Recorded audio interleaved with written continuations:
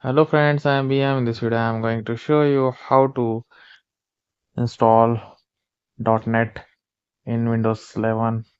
Okay, let's start the video. Now you see on screen, this is our operating system is Windows 11. Now click on Control Panel, maximize this. Okay. Now click on Programs. After this, click on Turn Features. Okay, this option. Click on this. After this, now see here, this is our .NET Framework option. Click on this, expand this, click both option. After this, click on this 4.8 also. After this, click on OK.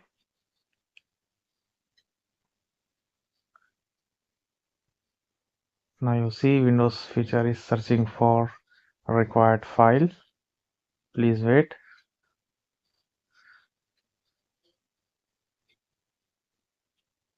For this search, take a time. Now you see here, let's update, let's Windows update, download the file for you. Okay. Now click on this option, first option.